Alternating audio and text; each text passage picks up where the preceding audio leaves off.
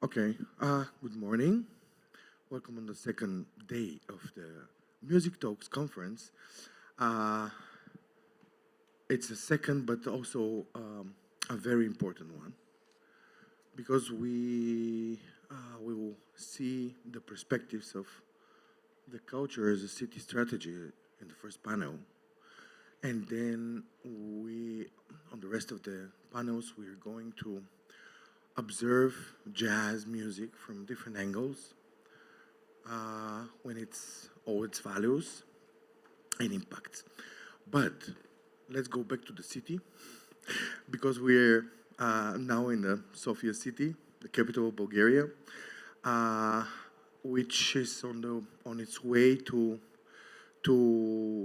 go more and more visible, more and more attractive, and to be on the European map of the capitals for tourism, cultural tourism as well, and so on and so on. That's why I invited one of the greatest speakers from our friendship list.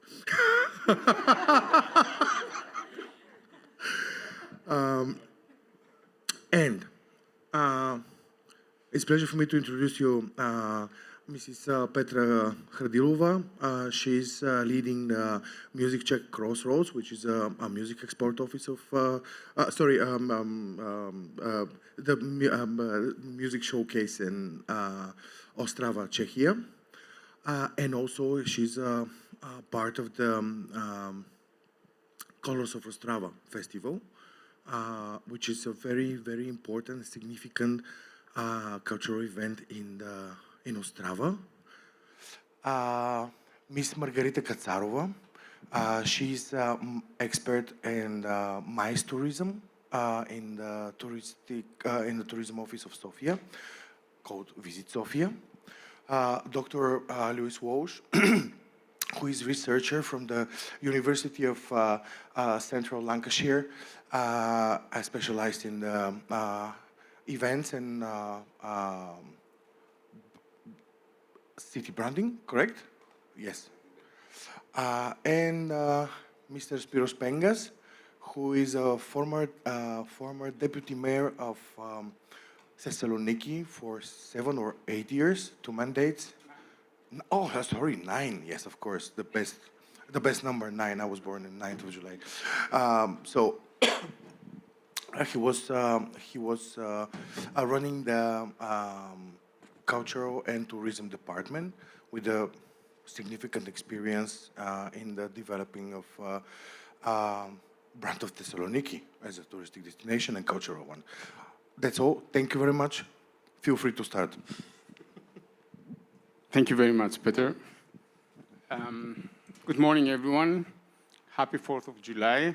God bless America. I just came from Independence Day celebration from Athens, so it's in my mind. Okay, Peter introduced a little bit the speakers and myself and so on, but I would rather like everyone to add a few words on her or his work, what he or she's exactly doing in his field, and then move on with a few questions that I have prepared, but we can break the rules and discuss anything else that you care more, and then we'll have some questions from the audience. Thank you very much for having us here. It's an honor being invited in that very extremely nice and interesting event. And Louis, let's hear some words from you. Fantastic. Thank you very much for having me today. My name's Dr. Louis Walsh from the University of Central Lancashire. I wear quite a few hats. My research focuses around event planning, mostly sustainability, how we can use technology to better enable sustainable impact. What else do I do? That's mostly me. So I'll let you guys come in next. Louis, we are all foreigners, so a little bit. Oh, is this my fast speaking, is it? Yeah, I do that very English thing, so I'll slow down a bit. Hello everyone, my name is Margarita, like the pizza and the cocktail, so it's very easy to remember. I'm part of Visit Sofia team, which is the Sofia Tourism Administration, part of the Sofia municipality, and my main job is focused around business tourism and conferences, so pretty much the MICE tourism, and I'm part of the broader marketing team, basically. I graduated tourism, and now I'm heading into cultural studies for easier. So yeah, whatever questions you have around how the city functions from our side, I'm happy to answer and discuss with the others. Well, good morning. My name is Petra Hradilova. I'm the director of a showcase festival, which is called Czech Music Crossroads, and this showcase is very connected with the Art and Life Street Festival, which is a festival right in a city, multi-genre festival. But I'm also representing a big festival, international music festival, Colors of Ostrava. And actually, Ostrava is really my home. I've been starting with my work like 25 years ago. And on my cultural journey, I started to have a music club on one of the well-known, that time, well-known in Europe, like a cultural street with more than 70 clubs. And we were the last music one that lasted there, and finally we closed. So this was the start of my cultural journey, and since then I am just watching how Ostrava is changing and what is happening. Okay, thank you. I'm Spiros. As Petra mentioned, I was deputy mayor for 9 years for culture and tourism in Thessaloniki, in the city of Thessaloniki. Before that, I was a normal person. I came from business and the civic society. I studied political science in Germany. And I finished my tenure in 2019. And since then, I created WiseRAM, which is a company that is doing actually destination development, destination branding, place branding, and so on, working mainly in Greece, but also trying to penetrate the Balkan market. Okay, let's start with a few questions. Luis, first question for you. Sure. Are you ready? Steady. Why do cities, regions, capitals like Sofia plan and organize cultural events? Do they really do it, or they just let private entities organize them and then they just hijack the event? Do cities need cultural events? Are any cities that are thriving without events, without culture? What is culture adding to a city's branding and its reputation? Now, bear in mind, I got this question about 5 minutes ago. I was thinking about it, so we're coming in. I don't think it's about the events as much, to be controversial. I think it's more about cities creating conditions where culture can thrive. Culture is the identity. It's the way the city is able to set an identity for itself. It's for its communities. It's how the community identity says. I think that's one of the major factors that's most in that. And there's a real economic value that comes with that as well, once that cultural identity has been able to create. And I think that was my view on that in there. Margarita, do you hijack the big events that other people struggle to set up, or do you co-organize them? So it would be the second part. We strive to help smaller events, or bigger as well, to continue existing in economic stage where it's quite hard to actually do that. So from our side, as a municipal structure, you can get support either from the municipal programs as well, or from Visit Sofia, since we do have a focus on the so-called destination branding events, or events that we think are adding quite a lot of value to the destination. It doesn't have to always be connected to tourists. It can be just local little festivals that are, helpful for local students or younger people, or, pretty different topics, basically. So we try to either support them, it can be financially, it can be institutionally, so they can continue to happen when they have our support in front of the bigger, entities. Or it can be also, in nature, let's say, basically. So in different ways, we try to help them exist without being in their job too much, because they are the people that know how to do it properly, and the professional event organizers, where we are only there to be like their support as a destination and as a city, and show them that we care for them to be here. So you are actually the facilitator, not the initiator. Pretty much, yes. Sometimes there is some events and some people that want to organize something, they don't really have the know-how how to do it. So if we can help with that and help them organize it for the first time, then we give them our know-how if they need it. But most of the time, we try not to tell them how to do their job, but rather to give them our point of view and how we can support them in that. Okay. Petra, to be honest, I didn't know Ostrava before meeting you. Forgive you, it's okay. Thank you. As I told you, I've been in Prague in 1984. It's a long time ago. So I was wondering, who is more famous in the world, Ostrava or the festival, the Colors of Ostrava? How is your relationship with the city and the region? And if you could, since you took us back in the 80s, 90s, it's good to know also how this festival grew up and how was interrelating to the city's growth. Well, first, I must say that I think it's not a competition between the festival and the city government. I can say that Ostrava would be different, would have different narrative without the festivals. And actually, the festivals wouldn't exist without supporting of the city. So it's really one organism. Not easy every time, of course, because with every elections, you must have the discussion and the long talks to take the same level of understanding. But fortunately, it works through the years, through the decades. And, it's not only colors of Ostrava. It's like Ostrava is full of festivals, not only music, but we have like theater festivals, we have film festivals, we have dance festival. So it's full of cultural.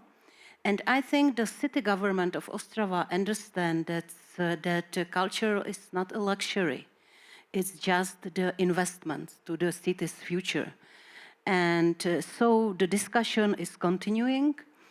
And I am sure that the history, for example, the history of colors of Ostrava is very interesting. If you want to hear the story very shortly, because like 20, 30 years ago, Ostrava's narrative was the black, industrial, ugly city of Europe, and nobody wanted to go there. Nobody wanted to stay there except the miners who had to work there.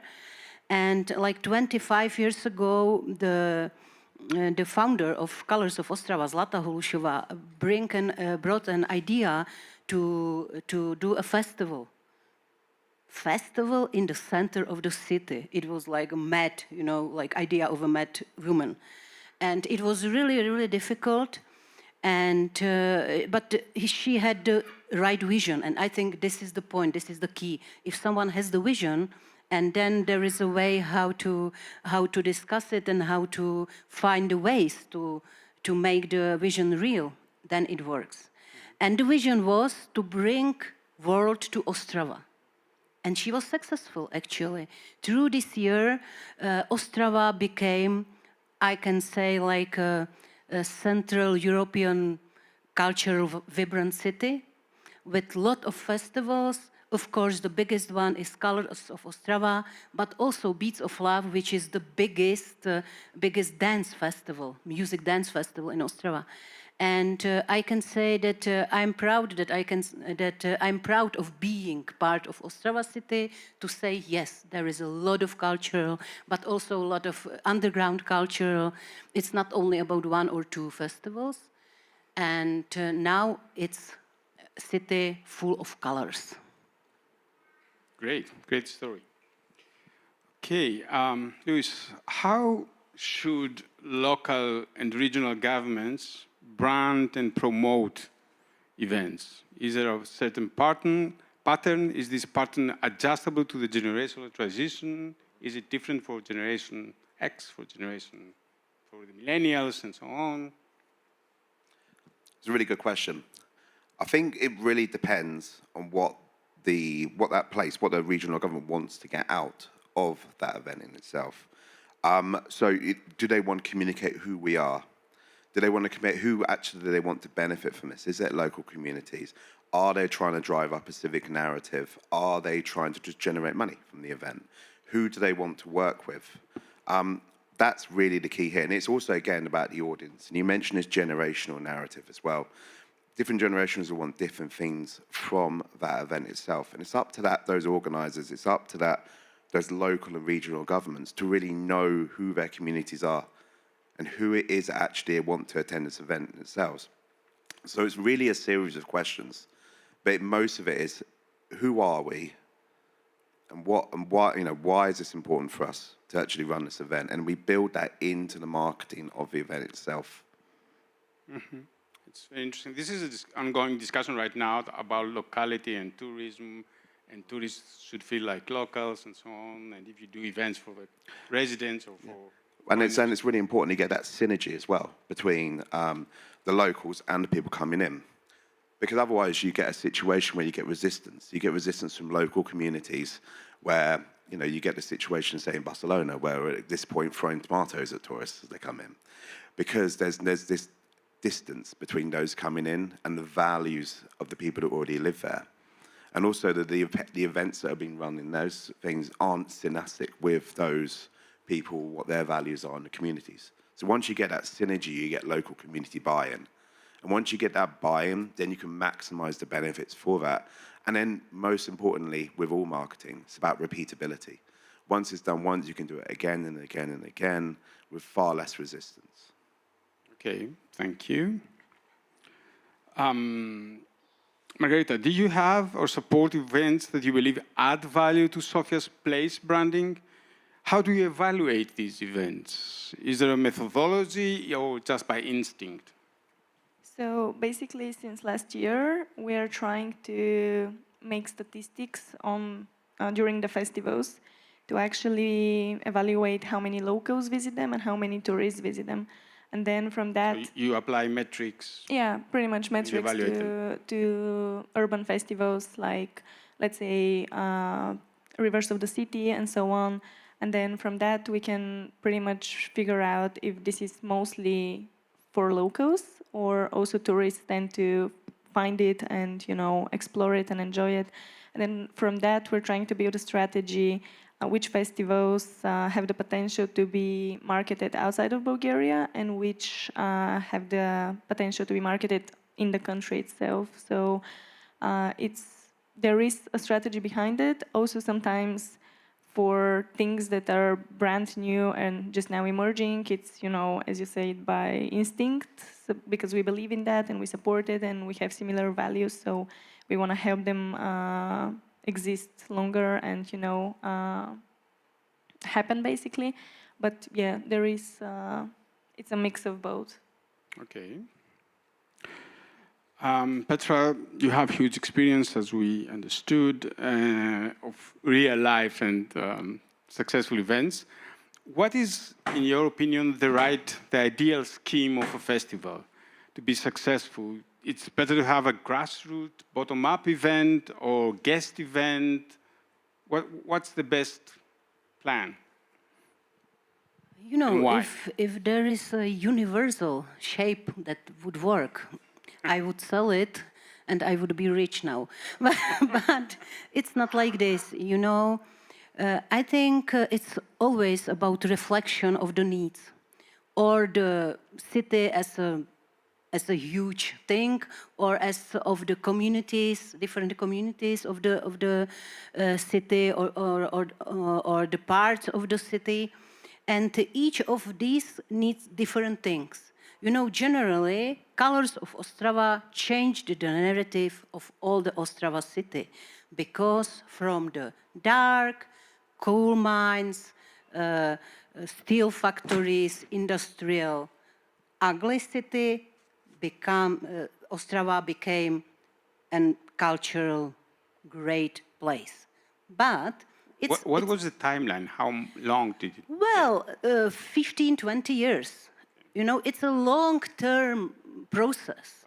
It's a long-term process. And actually, when you ask, this is one of the points, you know, it's building an international valuability and visibility. It's a long-term process, but funding is usually 1 year or 2 years process. So this is the biggest challenge of all the festival, because we know that if we know that there are no many in 2 years, it's no sense to make it this year, because it's journey, you know, it's a process. So, but I'm coming back to my idea, you know. So we have the big festival, but we have also like the Czech Music Crossroads Showcase Festival, because you know, you are traveling as a cultural person, as a festival person, a lot through the festivals, through the world, and then you have to have place where to welcome the professionals, to create a safe place, inspirative place where you can talk, you can start network, you can start real relationships, start new projects. So, and of course, you have to have part, as a big festival, you have to have part for the musicians, for the artists, to introduce themselves. Maybe they are not ready yet for the big festival, but they are on their journey, and so it's very, very important. So we have this.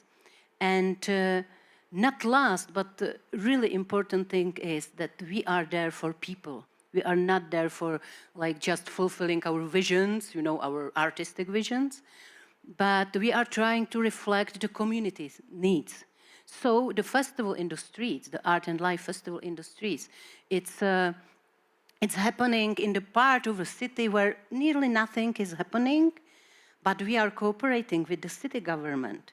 We are closing the streets, we make one big boulevard, and we do a festival. But it's not only, but it's not just a music festival, it's also like a multi-genre basking festival, like artists from the whole world, dancers, mimes, acrobats, and we are inviting like this year, you know, it's not a big thing, but this year we had artists from 17 countries in the small part of Ostrava, and the point is not to like look great, like having a great festival, but we are opening the doors of understanding another cultures.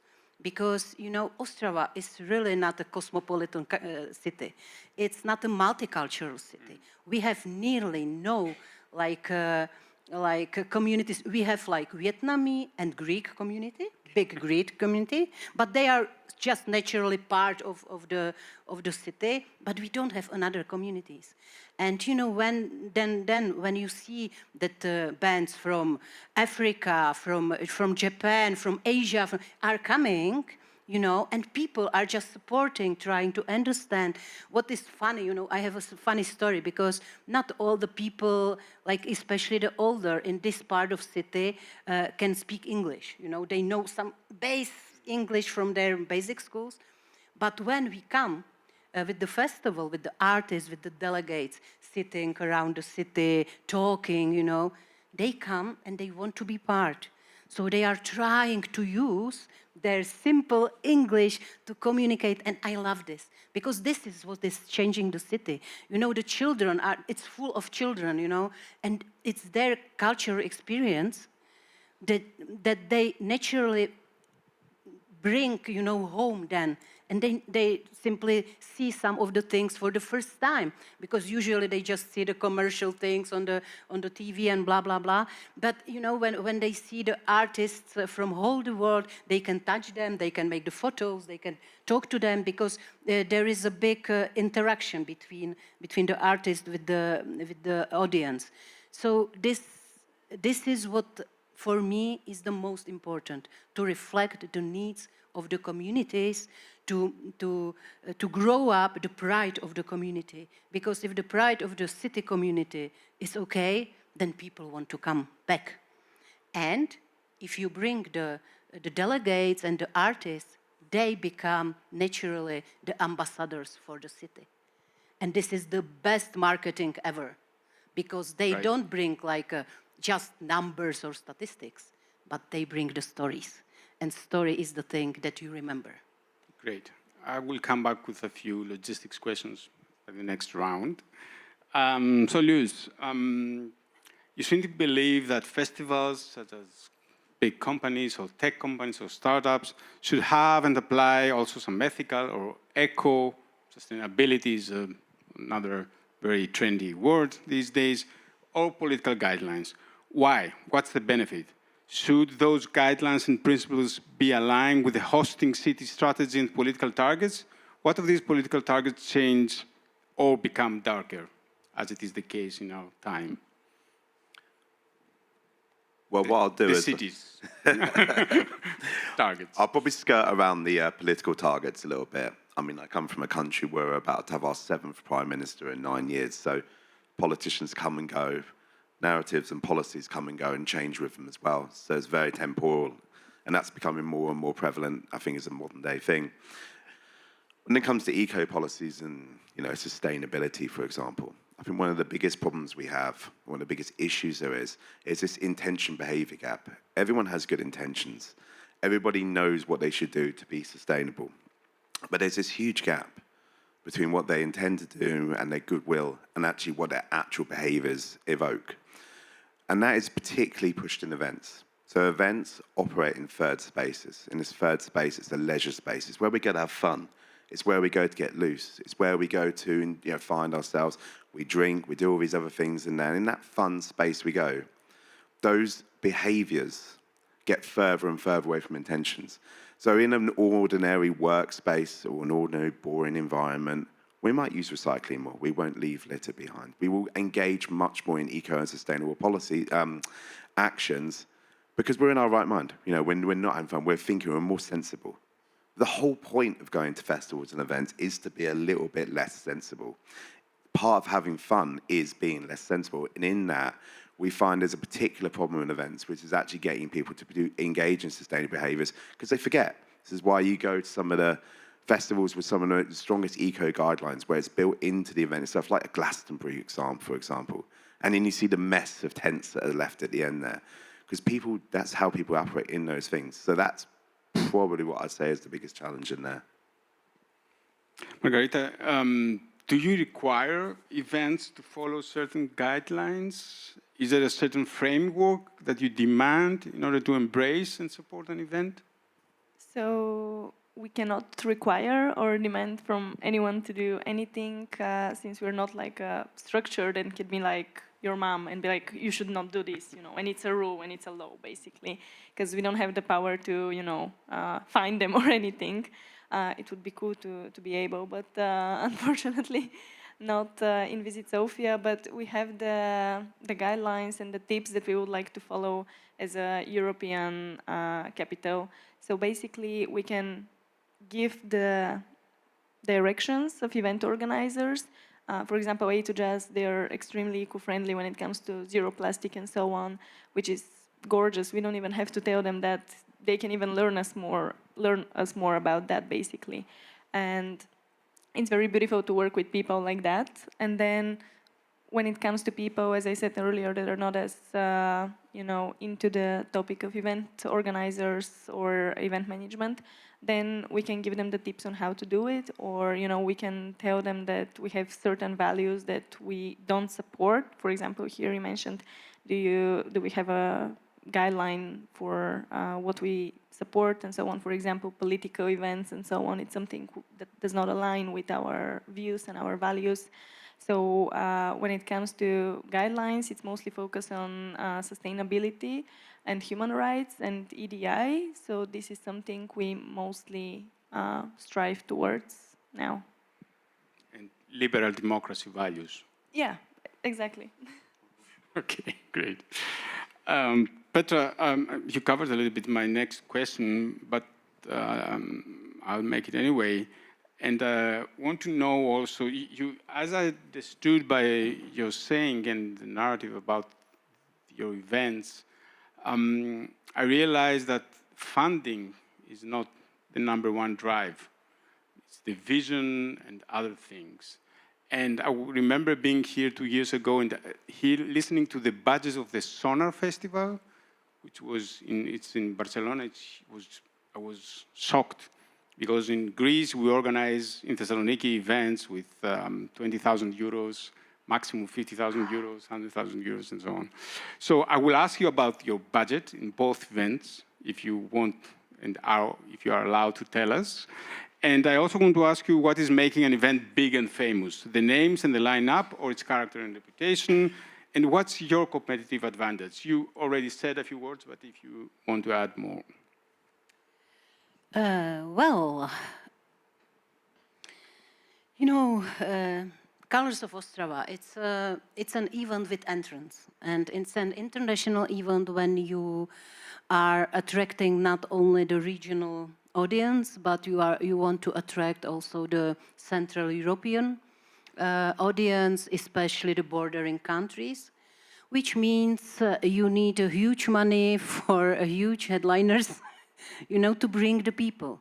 Of course, we know that the important things, the vision is to introduce the great global music or projects that are not known or well-known or commercial, but you need to have the headliners, you know. For example, this year, I don't know, 21 Pilots, Moby, Teddy Swims, and many others, because these are the names that are starring, you know, for everyone, because everyone knows. But then they come, and then they find like another like tens, hundreds, you know, 200, like another shows that are exceptional, that are inspirative. And not only this, you probably don't know, but a big part of Colors of Festival is a discussion forum. We have like more than 200 speakers during 4 days, you know, like with different topics like the world problems, philosophy, mathematics, physics, and so on. It's a real like a festival in a festival.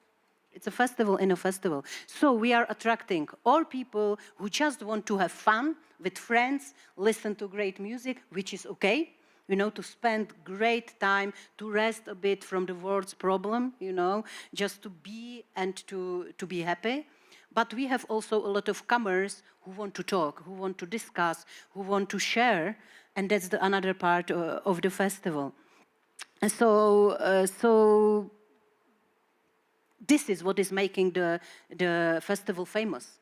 Big names, atmosphere, a lot of inspirative things that you never were expecting. Sorry, I speak Czech better. And and also the discussion forum. For the smaller festival, it's the trust of people that we bring something that is amazing, that they have no chance to see somewhere else in Europe, not in Europe, in Czech Republic, because like 97% of the programming of street festival, the artist has never been in Czech Republic. Okay, so that's the point. So this makes it famous, but it's not about the names, it's not about the programming only, it's about the atmosphere, about the emotions, and about the stories that you find on the festival. Because, for example, for the street festival, many families are gathering in Ostrava, or many like ex-students of the universities are using the festival to gather and to have time together, but also to be part of the festival, because it's creating a lot of stories. Great. You still did not reveal the budget. Actually, it's my mind. I would love to. Matthias, how much is 200,000 Czech crowns? Millions, of course. Okay. I don't have in euros. No problem. My Okay. numbers are in Czech Okay, crowns. we note that, we write it down, and But then... it's a big number, actually. Okay. And Petra, I would like to have your comment on that, because you seem not to invest in big names, but a lot in atmosphere and community building and so on. But afterwards, not now. How much? 8 million euros. Thank you, Peter. I will not ask you about your budget, okay? But it's the big event, and actually, it's all the company. You know, it's like a year budget for doing this. Yeah. Yes. Still a high amount. What's the public funding part of this? What's the public investment in Colors of Ostrava? And then we can move on to the 10%. Okay, it's say still okay. it's yeah. still big. Yep, it's fair. Like it's a city government, region government, and the Ministry of Culture. Yeah. I guess when it started, it was not just 10%, but it became Of gradually course not. 10%. Of course not. It's Yeah. like it was bringing not in easy. sponsors and Yeah, other it was a sources of big funding. process. Yeah, yeah. And also the budget was like just maybe 20% at the beginning from the budget now. You know, Yeah. so. Yeah. Thank you for sharing. Luis, a very known example of transformative force in culture has been the Guggenheim Museum in Bilbao, and how that changed the whole city and its brand. Can you name any events, not Ostrava, preferably cultural, which have transformed a city or a region? It's a really good question. I think, well, with the Guggenheim was very much a symbol of the economic transformation of Bilbao more than anything. I was having to think about this, and I could have maybe talked about events I'm less familiar with, like the Edinburgh Fringe Festival and things like that, and how that brought people in and made it a cultural capital of comedy. But actually, I was trying to speak to something more close to home. So I live in Cambridge in the UK, and one of the research projects I've done is working with artisan food and drink producers, and a festival, and it's called the EAT Festival. And what the EAT Festival did is it used the local civic infrastructure, so council buildings in the city centre of Cambridge, to allow artisan food producers, who usually are on the outskirts of the city, to bring them into the centre so they can actually bring them to the visitors and tourists we have in Cambridge. The way people visit Cambridge, they don't visit it like Bilbao. They don't stay for the weekend. It's not like London. In fact, they're usually based in London. Then they get on the train, they come to Cambridge, they come and see the pretty colleges, and then they bugger off home again, usually in time for dinner. We actually named them the 8-hour tourist. So when people are coming in for 8 hours to a city, they make very safe purchasing decision-making.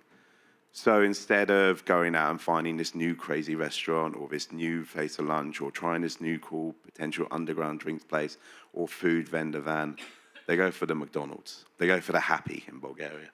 They go for the ones, but even though it's a worse or more commercial option, it's safe. And then they can carry on visiting the things they wanted to visit, get back on the train, and go off to London.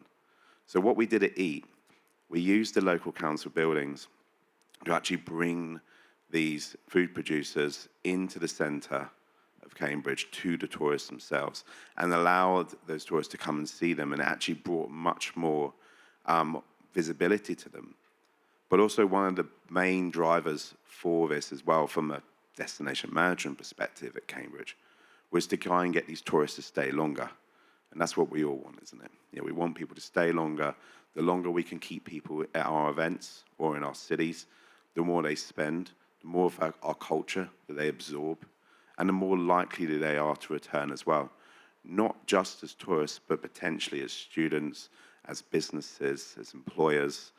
And that's probably what I'd say is my example there from Cambridge. Smaller than Edinburgh Fringe and that, but it made a huge difference to those smaller businesses that are often locked out of engaging with tourists. Okay, so you use a certain feature of the city in order to let also other niche areas and markets grow and flourish, let's say. Essentially. Okay, great. Margarita, what is the return that the city is getting from all those events? Are they transforming the perception of the public space and of the community? Are they breeding your local creative community? Are they interacting with or inspiring the locals? What is more important, the most important for you? The money, which is pouring in the city, or the non-tangible values? I would say from my point of view and from my colleagues' point of view, the most important thing that we're getting out of it is a stronger sense of identity for the local people. Because Sofia it's not like other big cities, so it's not like Rome or Paris or Berlin that are like heavily curated, what you're gonna get there, what you're gonna see there, what you're gonna experience there, where it's pretty much unfortunately, so far, a little bit of an unknown destination. So in order to actually bring the tourists, the local people, I think, should have a stronger sense of who they are, what the city is, and a stronger connection to the city.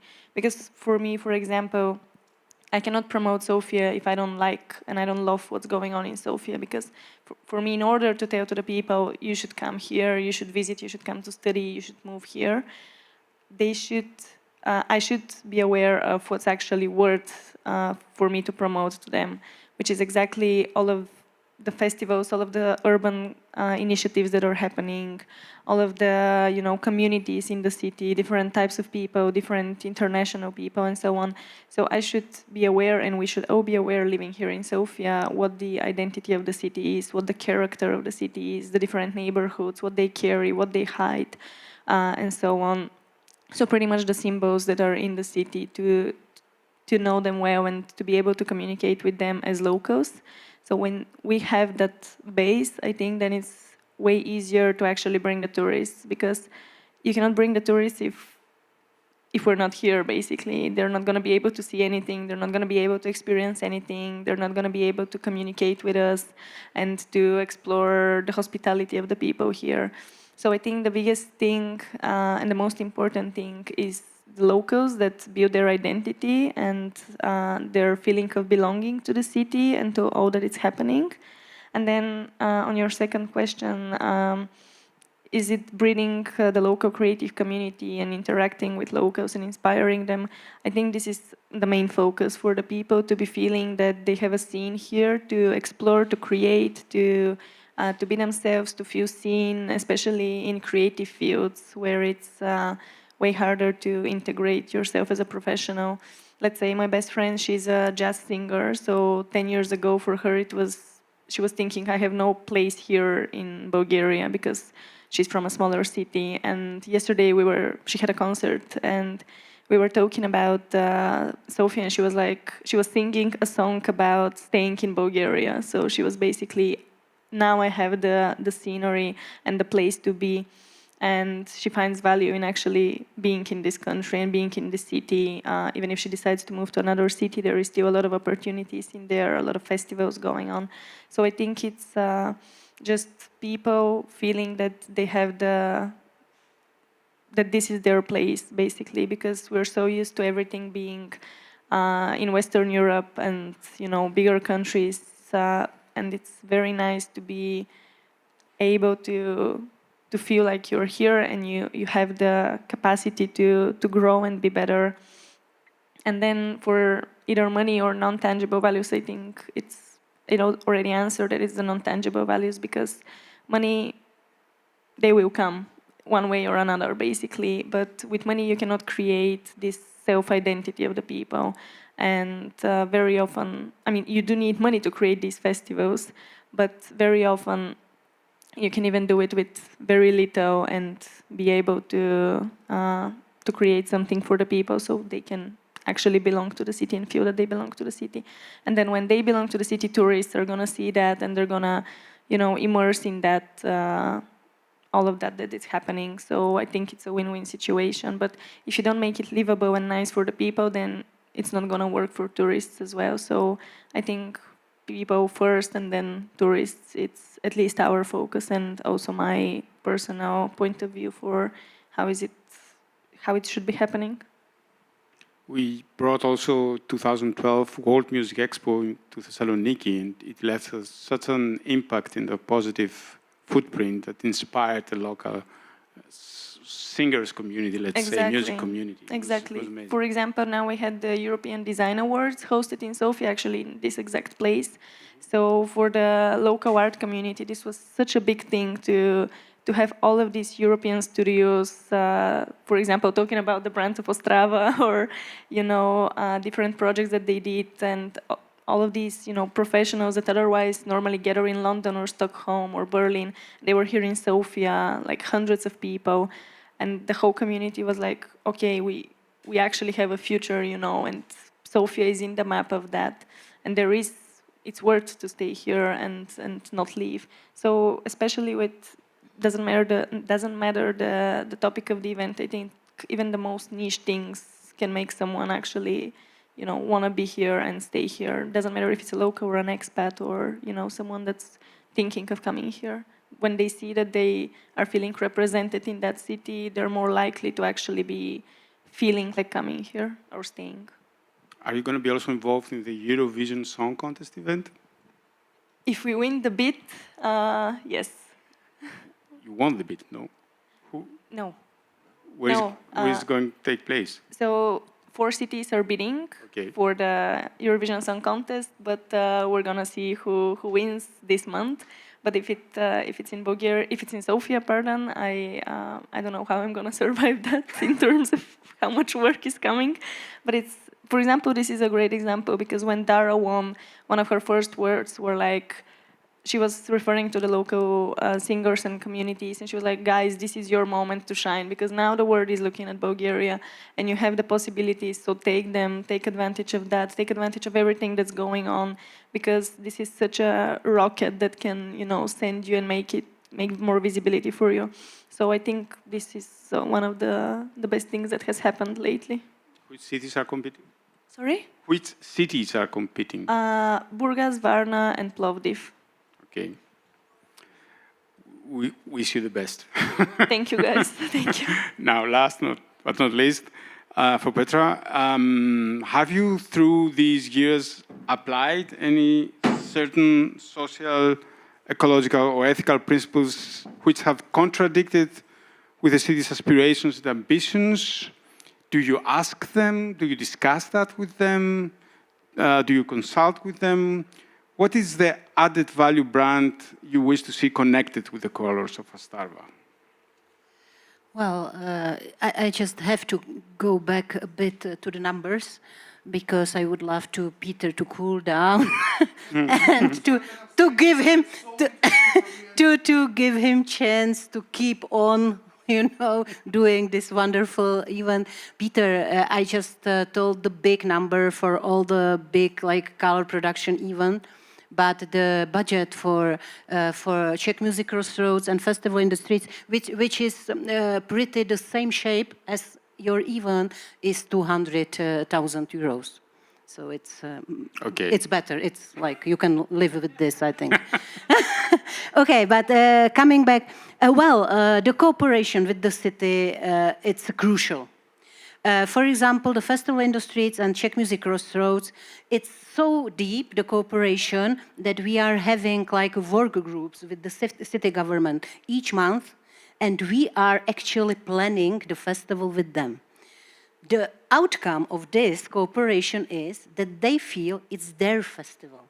It's not like festival being in their place, but it's their festival, which means everything goes easier, because you have a lot of obstructions like closing the streets, blah blah blah. We all know that it's not easy, but when the city feels it's their event, it goes, and it's crucial. It's crucial for the smaller event, and it's crucial for the big event. The crucial thing is that the city government knows that the festival is doing the name in the world. And because of the festival, and I think I can say it, Ostrava is in the cultural map of the world map, which is new thing. It wasn't like this 20 years ago. So it's a big goal to keep this, to keep good name of the city, good name of the festival.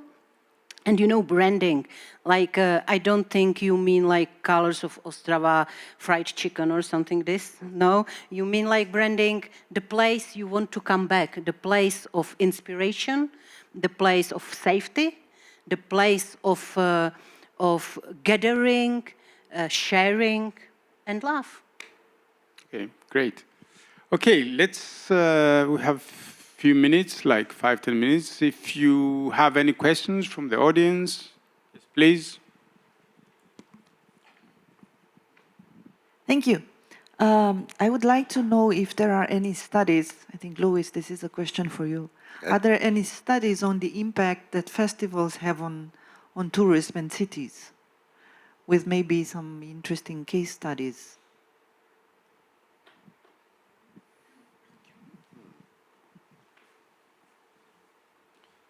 I'm going to be honest, you've caught me at a mind blank there. Give me a couple of minutes and I'll come back to you on that one. Okay, in the meantime, Peter, you tell us how you manage not to invest in big Running. names and still be successful.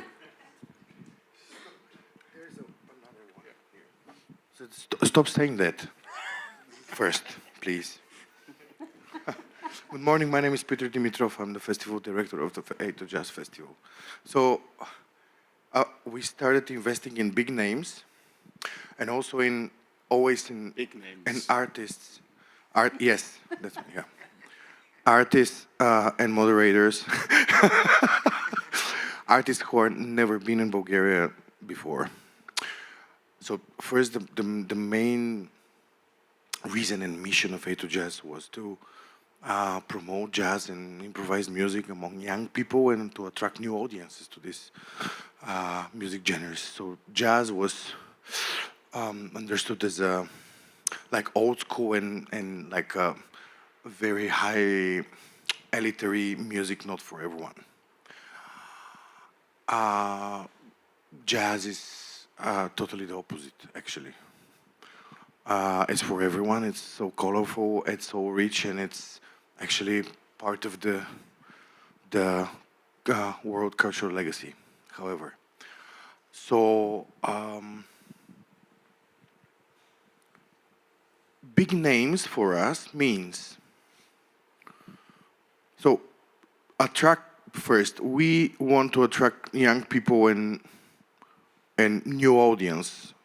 Not jazz fans.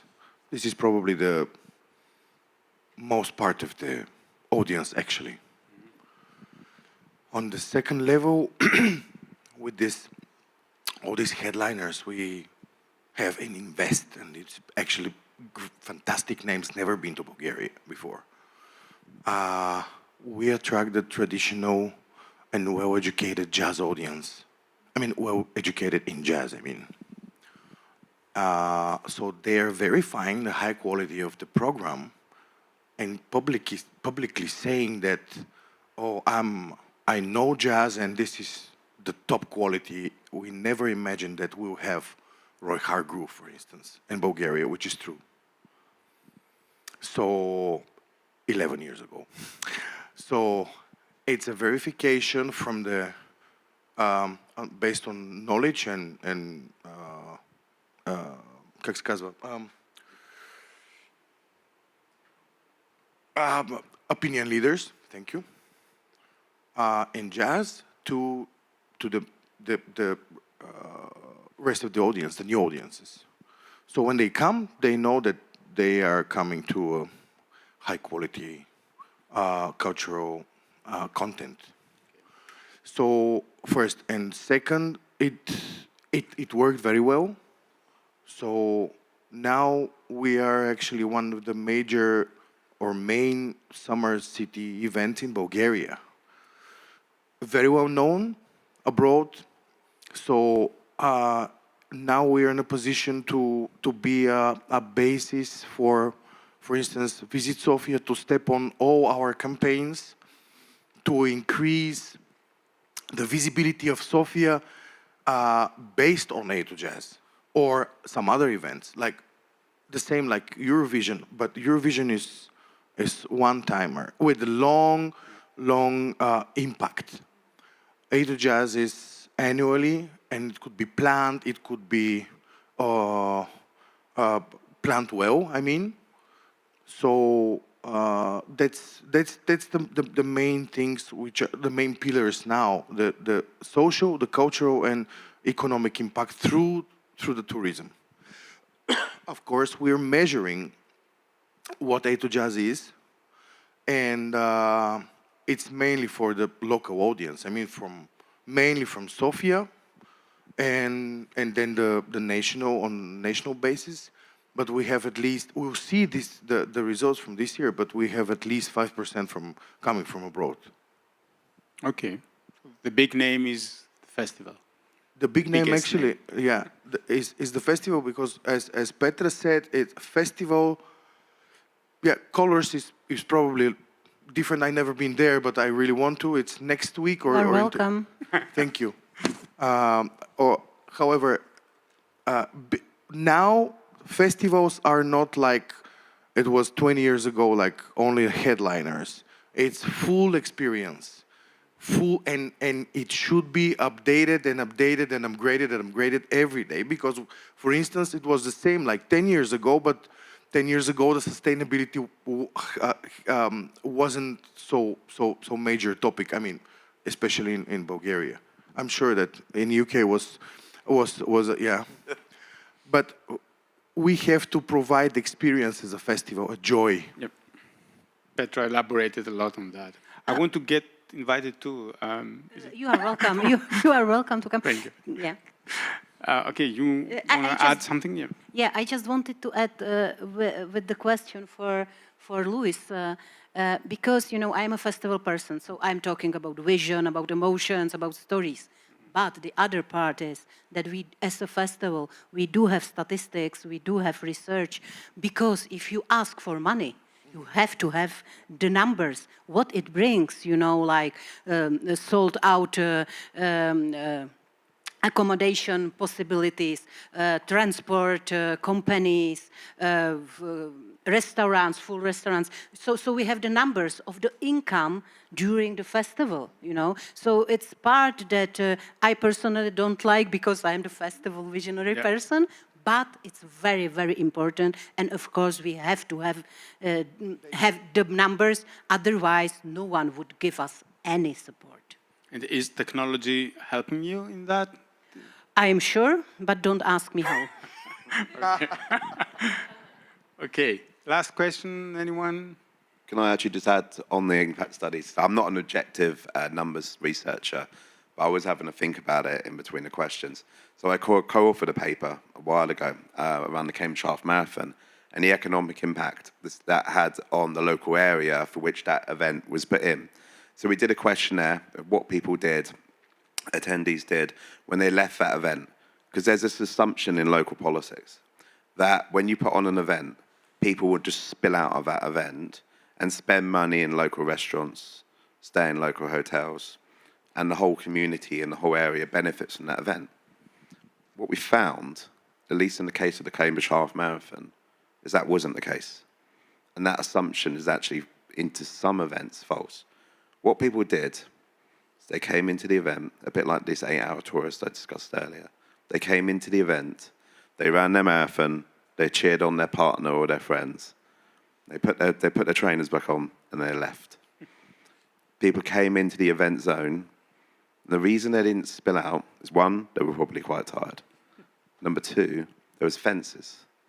So there are literal, the more formalized your event, the more fencing you have, the more security you have. People are locked into the event zone space. They don't naturally spill out. Now, what's different about this festival we're at today? It's a free festival. There are no fences. People come and go. There is more spill out. Yes, there are more local people here, but there's much more spill out. The less securitized an event is, the less formalized it is, in the sense of having gates and those things, the more people will spill out. And just look at the examples of what's happening now in America with the World Cup or any of these mega sporting events. People are literally, they come in, to however they come in, say a tube station, say London 2012. They came in for a tube station. They were then surrounded by 12-foot fences, penned like sheep, straight through to the event zone, where they could spend their money in the Budweiser tent, or the American Hot Dog, or whatever official sponsors they were. There were shops, restaurants, all those in London. They had prepared for years to have these games come to town, and they have 12-foot fences in front of their shops.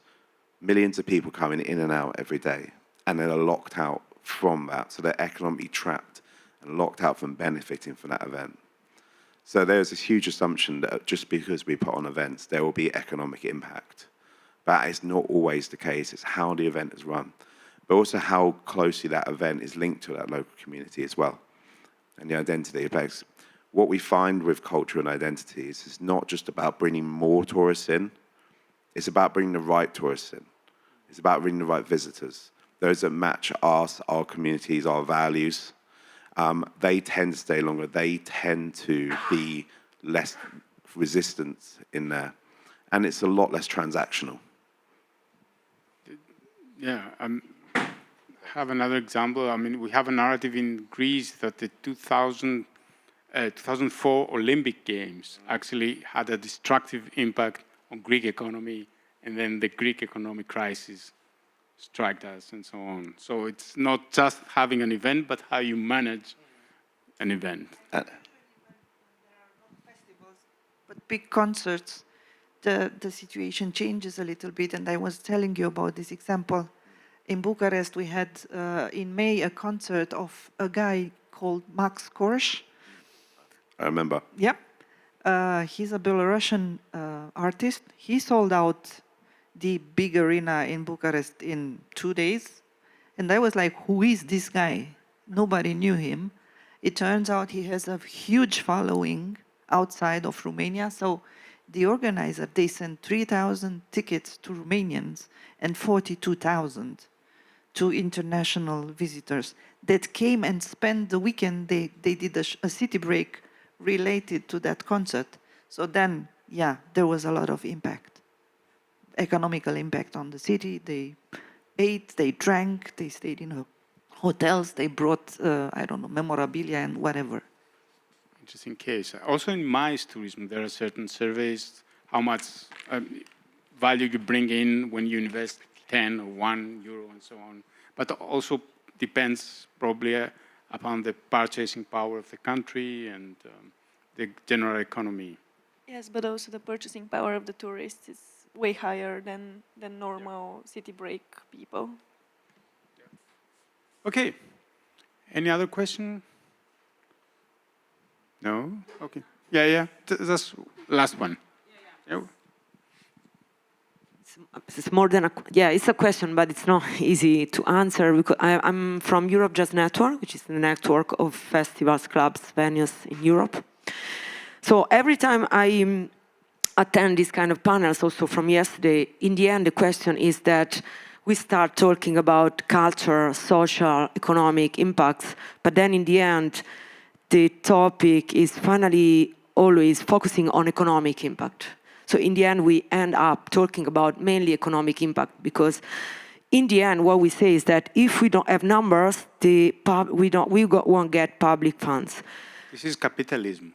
This is capitalism. That's right. We live in this world. But so my question is, in general, mainly it would be addressed to mainly governments, politicians, and administrators of cities, is how you can convince politicians or mayors or president of regions or ministries or whatever to invest in something that brings more cultural impact, which is not usually also even a nice word for culture, but then only to economic impact. Because in the end, what I see today more and more is that there is no more difference between entertainment and cultural events.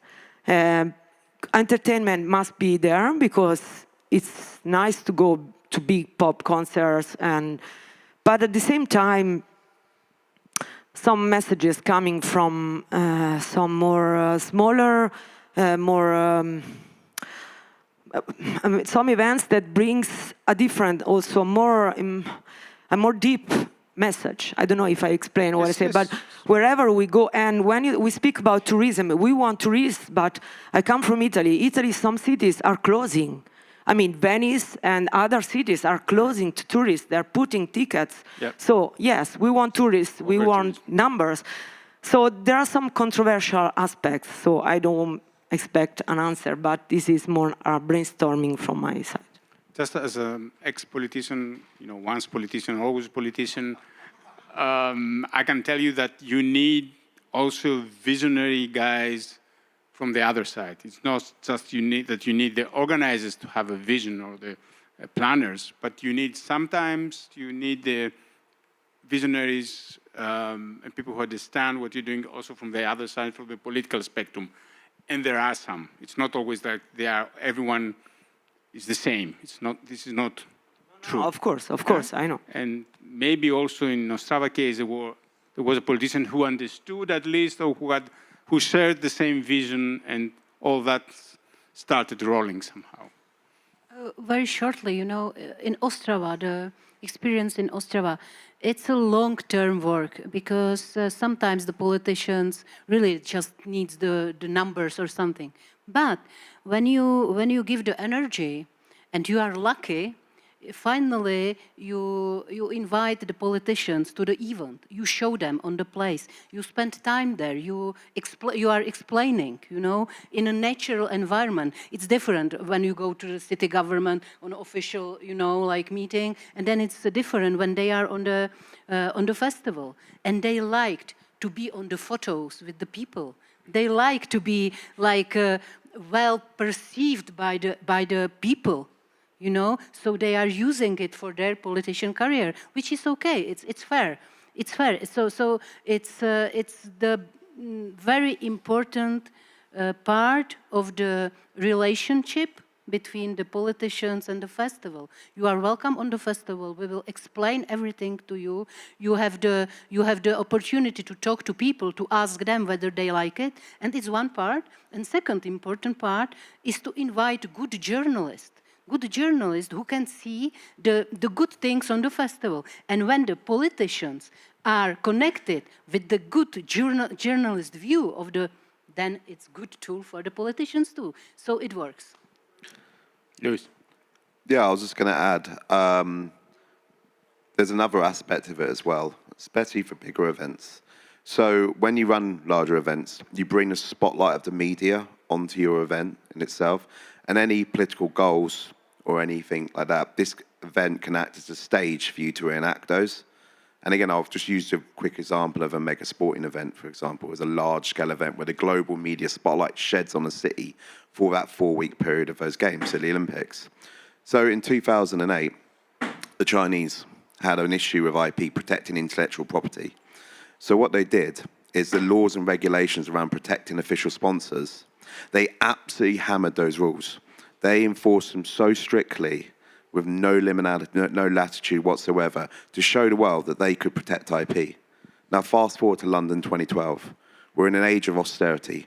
Regulators, lawmakers, 40–50% have been made redundant. They're shedding jobs in that area. So what they did with the same laws and regulations that the Chinese were having to do, they enacted them in a much more laissez-faire way. They would say things like, oh, some counterfeit goods. I'm going to walk around this corner and have a cigarette. This should be gone in 10 minutes. Now, the reason they did that is they wanted to show themselves as being much more supportive to businesses, so they were not a burden on businesses. Why did they do this? Because their jobs were under threat from cuts. Now, fast forward a little more to Rio. With favela culture, with small businesses, communities, much more centric, these laws around protecting sponsors were completely ignored. There was no barriers, there was nothing like this. There was products all over the beaches, there was no protection of visual sponsors. Nobody cared about those laws. So you've got the same rules and regulations enacted in different ways in different host cities and countries because they were using that games as a stage to push their own values and what they wanted to show themselves as being. Okay, time is up. Thank you very much. Thank you to our speakers. Thank you for being here. Thank you to our audience. Thank you.